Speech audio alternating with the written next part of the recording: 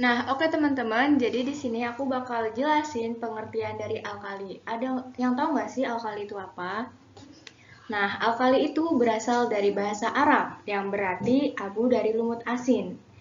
Dan air abu itu bersifat basa, sehingga dapat dikatakan bahwa logam golongan 1A alkali membentuk basa kuat. Ini termasuk adalah golongan 1A. Nah, golongan 1A ini disebut logam alkali. Larutan alkali mempunyai pH lebih dari 7. Ada yang tahu nggak kenapa alkali mempunyai pH lebih dari 7? Yang jelas karena alkali membentuk basa kuat. Nah, unsur-unsur golongan 1A terdiri dari hidrogen, natrium, kalium, rubidium, cesium, dan francium, kecuali hidrogen. Semua unsur-unsur dalam golongan ini lebih dikenal dengan istilah logam alkali. Kenapa logam alkali itu termasuk dalam golongan 1A? Ada yang bisa jawab? Aku tahu. Karena dinamakan logam karena memiliki sifat-sifat logam seperti mempunyai permukaan kilap, mempunyai daya hantar panas dan listrik yang baik. Dan disebut alkali juga karena bereaksi dengan air dan membantu senyawa hidroksida yang bersifat alkali atau basa. Nah, tapi aku punya pertanyaan nih. Kenapa sih hidrogen itu bukan termasuk golongan alkali? Aku tahu. Hidrogen berwujud gas sedangkan alkali berwujud logam, dan hidrogen pada tekanan standar tidak memiliki warna yang bervariatif. Itulah mengapa hidrogen tidak termasuk logam alkali. Oh gitu. Makasih ya Maya jawabannya. Iya, sama-sama.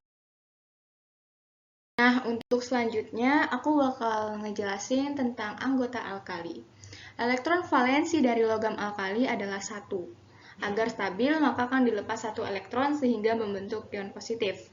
Maka dapat disimpulkan bahwa golongan 1A bilangan oksidasinya pasti positif 1. Nah, di sini sudah ada beberapa unsur, yaitu unsur litium, natrium, kalium, rubidium, cesium, dan francium. Nah, ini kan udah ada anggota alkali ya. Nah, litium dengan nomor atom 3 mempunyai konfigurasi elektron yaitu 2 dan 1. Sedangkan natrium adalah 2, 8, dan 1.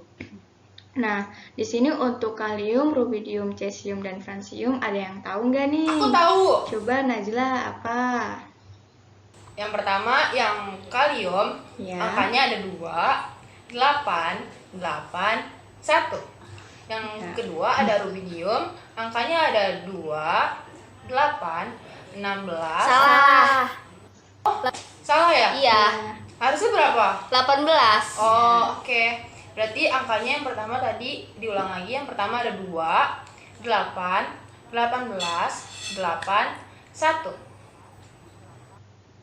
Nah, untuk yang cesium dan frasium, ada yang tahu nggak nih? Coba Maya berapa? ES 2, 18, 18, 8, sama 1.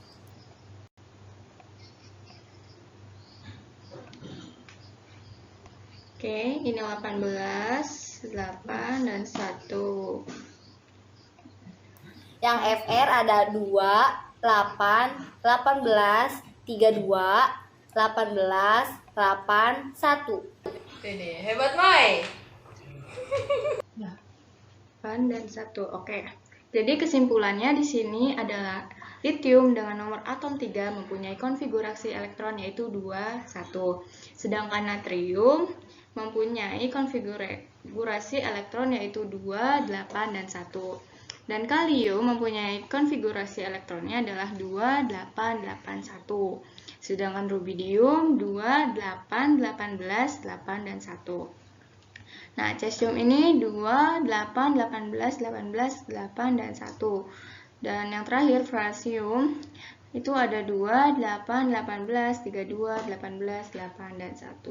Kalau dijumlahin, ini adalah hasil dari nomor atom unsur tersebut dan sama-sama memiliki 1 elektron valensi atau 1 elektron keluarnya. Nah, ini karena golongan 1A, maka dia mempunyai elektron valensinya adalah 1, 1, dan 1. Nah, Nah, karena dia memiliki elektron valensi atau telurannya 1, maka dia mudah melepas elektron dan mengalami oksidasi dan juga disebut sebagai reduktor. Nah, untuk selanjutnya aku bakal menjelasin sifat dari logam alkali. Nah, sifatnya itu adalah energi, yang pertama energi ionisasinya rendah, sehingga mudah melepas elektron. Kalian bisa lihat pada tabel ini, kita bisa lihat litium, natrium, kalium, rubidium, dan cesium dari kiri ke kanan memiliki ionisasinya yang rendah, sehingga mudah melepas elektron. Yang kedua, dari atas ke bawah, jari-jari atom logam alkali semakin besar. Nih, kalian bisa lihat 1,34, 1,54 sampai 2,25 itu adalah semakin besar. Oke, yang ketiga adalah mudah mengalami oksidasi atau disebut juga sebagai reduktor kuat. Seperti yang saya bilang sebelumnya, karena pada logam alkali dia itu memiliki satu elektron valensi sehingga dia mudah melepas elektron. Yang keempat ada penghantar panas dan listrik yang baik atau sebagai konduktor, dan yang terakhir mempunyai elektron valensi sehingga mudah membentuk ion-ion positif. Oke, untuk selanjutnya aku bakal bahas jari-jari alkali. Nah, jari-jari alkali itu jika dibandingkan dengan unsur lain yang satu periode, maka unsur alkali mempunyai jari-jari atom terbesar dan energi ionisasinya terkecil. Unsur paling elektropositif atau reduktor yang paling kuat. Nah, unsur alkali ini dari atas ke bawah jari-jari makin besar. Ada yang tahu nggak kenapa jari-jari alkali dari atas ke bawah semakin besar? Oke, kalau nggak ada biar aku jelasin. Nah, jadi unsur alkali dari atas ke bawah jari-jari semakin besar karena jumlah kulitnya bertambah, mudah melepas elektron keluar, daya tarik inti pada elektron keluar lemah sehingga energi ionisasinya semakin kecil. Nah, sedangkan unsur alkali dari bawah ke atas jari-jarinya semakin kecil. Karena apa? Karena jumlah kulit berkurang, mudah menangkap elektron terluar dan daya tarik pada inti elektron keluar kuat sehingga energi ionisasinya semakin besar. Nah, sebagai contoh di sini ada unsur litium dan cesium. Nah, untuk unsur litium atomnya ada berapa? Ada yang tahu? Nomor atomnya ya 3 dan cesium ada 55. Nah, ada yang tahu nggak nih konfigurasi elektronnya dari litium berapa? Siapa yang tahu? Aku tahu. 2. Yang satu lagi 1. Ya, betul. Terus kalau cesium ada berapa konfigurasi? Aku tahu. Ayo berapa? 2, 8, 18, 8, 1. Salah. Oh, salah, Mai. Iya. Harusnya Ayo, berapa yang 2, benar? Harusnya 8, 18, 8, 1. Ya, betul. Terima Nah, dari sini kasih. kita bisa lihat bahwa litium mempunyai konfigurasi elektron yaitu 2 dan 1, sedangkan cesium ada 2, 8, 18, 18, 8, dan 1. Nah, dari pernyataan ini kita bisa ketahui bahwa litium semakin kecil jari-jari atomnya karena mudah menangkap elektron terluarnya atau valensinya. Nah, sedangkan cesium kita bisa bilang dia lebih reaktif karena jarak elektron valensi dari inti atom ini semakin jauh atau semakin panjang, maka mudah melepaskan elektron valensinya. Materi selanjutnya pembuatan alkali. Logam alkali dapat dibuat dengan cara elektrolisis lelehan atau leburan garam. Nah, salah satu contoh yang akan kita ambil yaitu pembuatan unsur dan senyawa natrium yang dapat dilakukan dengan proses Downs. Proses Downs sendiri ini akan terjadi elektrolisis lelehan NaCl yaitu natrium klorida yang dicampur dengan CaCl2 yaitu kalsium klorida. Tujuan pencampuran NaCl dengan CaCl2 ini untuk menurunkan titik lelehnya yang awalnya NaCl dengan titik leleh 800 derajat Celcius jika ditambah dengan CaCl2 akan turun hingga 580 derajat Celcius. Bisa kita lihat reaksinya sendiri. NaCl liquid menjadi Na plus liquid ditambah Cl min. Nah, untuk reaksi elektrolisis ya di katoda akan ada Na positif liquid akan ditambah 1 elektron. Kita tambah 1 elektron. Nah, akan menjadi Na liquid. Kenapa ditambahkan 1 elektron? Untuk menyamakan muatan di sisi kanan dan di sisi kiri ya teman-teman. Lanjut kita ke anoda, akan ada 2Cl min liquid menjadi Cl, akan terbentuk Cl yang berbentuk gas. Nah, untuk menyamakan muatan di sisi kanan dan di sisi kirinya akan kita tambahkan 2 elektron di sisi kanan. Selanjutnya, untuk menghilangkan elektron tersebut dengan cara mengalihkan suatu angka pada kedua reaksi tersebut. Nah, yang atas kan 1 elektron, makanya di anoda ini akan kita kalikan 1. Nah, untuk yang bawah sendiri terdapat 2 elektron, makanya yang katoda akan kita kalikan 2. Dengan hasil 2 ini, 2 akan dikalikan dengan Na positif akan menjadi 2 Na positif liquid. Nah, untuk 1 ini akan kita kalikan dengan 2Cl min akan menjadi ditambah 2Cl min liquid. Nah, untuk sisi kiri ini seperti ini ya teman-teman reaksinya. Kita lanjut ke sisi kanan. Sisi kanan di Na liquid ini di katoda akan kita kalikan 2 menjadi 2 Na liquid. Nah, akan ditambah dengan anoda sisi kanan yaitu Cl gas ini akan kita kalikan 1. Jadi Cl2 yang berbentuk gas. Nah, untuk elektronnya akan kita hilangkan dengan cara di katoda ini kan kita kalikan 2. Nah, elektronnya juga dikalikan 2 berhasil berarti 2 elektron kan. Untuk di anoda kita kalikan 1 berarti tetap 2 elektron. Nah, ini bisa kita coret karena yang satu ada di sisi kiri, yang satu lagi ada di sisi kanan. Nah, sehingga di 2 Na liquid ini adalah logam natrium dalam bentuk cair. Begitu ya teman-teman. Materi selanjutnya warnanya logam alkali. Semua logam alkali memiliki warna khusus. Jadi jika unsur alkali dibakar, maka akan menghasilkan warna nyala yang berbeda-beda. Inilah sebabnya logam alkali sering digunakan dalam kembang api karena memiliki warna yang unik dan mudah diidentifikasi. Bisa kita lihat pada gambar. Litium memiliki warna merah dan natrium memiliki warna kuning. Untuk kalium sendiri memiliki warna ungu, rubidium memiliki warna merah keunguan, dan cesium memiliki warna biru. Selanjutnya adalah reaksi-reaksi alkali. Oke, pertama itu alkali bisa bereaksi dengan air. Jadi semua logam alkali membentuk basa dan gas hidrogen. Kenapa? Karena rumus senyawa air adalah H2O.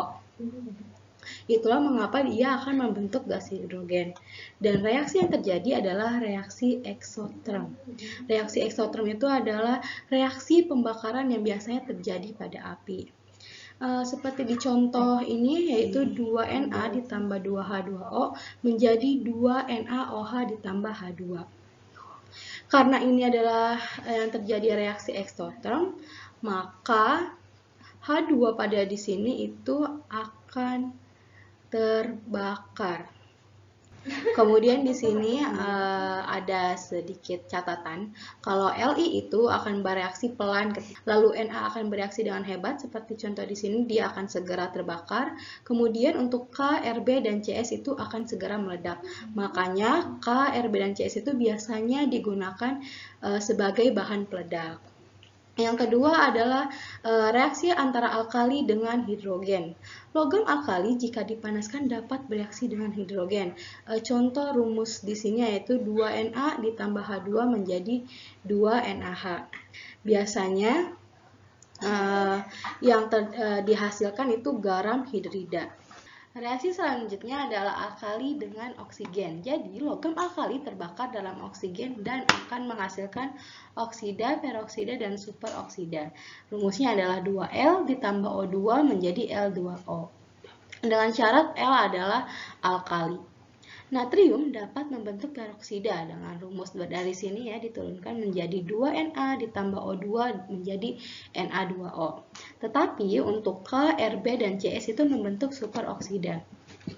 Nah, memiliki rumus yang berbeda yaitu L ditambah O2 menjadi LO2. Di sini akan saya contohkan untuk Rb ya, menggunakan rumus ini. Jadi Rb ditambah O2 menjadi Rb O2. Begitu.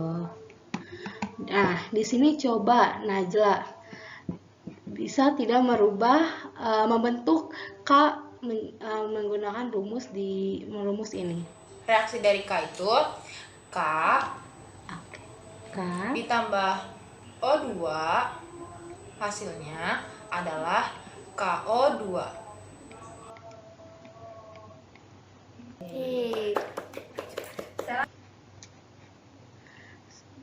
Selanjutnya Maya, coba merubah bentuk dari CS. CS ditambah O2 jadi CSO2. Ini hebat, Mai. Kasih. Oke. Paham ya? Selanjutnya adalah reaksi alkali dengan halogen, yaitu reaksi halogen biasanya menghasilkan garam halida, sehingga dapat dikatakan bahwa halogen dengan alkali bereaksi dengan hebat. Contohnya adalah 2Na ditambah Cl2 menjadi 2NaCl. Di sini ada yang perlu diingat bahwa logam alkali itu kan sangat mudah bereaksi dengan air dan oksigen, sehingga logam alkali itu harus disimpan dalam cairan yang insert. Contohnya adalah minyak tanah, atau bisa disimpan juga dalam botol yang sudah diisolasi begitu, agar logam alkali itu tidak bereaksi. Nah, kok belum? Selanjutnya ada kegunaan logam alkali dan senyawanya. Yang pertama ada Li atau litium. Li digunakan pada baterai untuk alat pacu jantung, kalkulator, jam, kamera, dan lain-lain. Litium digunakan dalam paduan logam Mg dan Al. Paduan ini bersifat sangat ringan, tetapi kuat sehingga dimanfaatkan untuk komponen pesawat terbang. Selanjutnya ada Na atau natrium.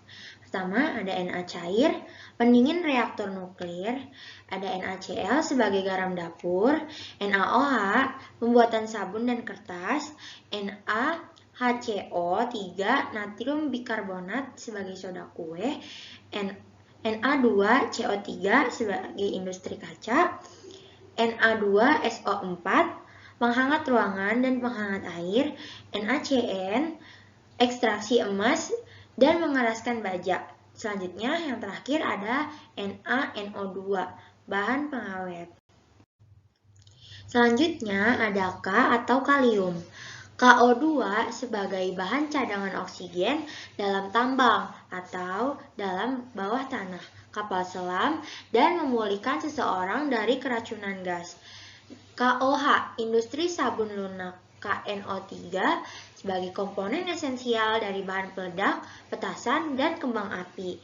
Dan K2CO3 industri kaca, KClO3 pembuatan korek api, bahan peledak, dan mercon. Selanjutnya ada Rb atau rubidium. Rb memiliki potensial ionisasi yang rendah dan digunakan pada sel fotolistrik seperti fotomultipoler. Untuk mengubah energi cahaya menjadi energi listrik, Rb juga digunakan sebagai osilator untuk aplikasi seperti navigasi dan komunikasi di militer. Selanjutnya ada francium atau Fr. Francium digunakan untuk mengukur kadar aktinum atau AC dalam materi alami. Fr adalah produk peluruhan AC. Dan dalam penelitian biologi, untuk mempelajari organ tubuh tikus. Selanjutnya, ada yang tahu nggak sih senyawa nitrat logam alkali apa yang digunakan untuk membuat kembang api? Ya, Maya.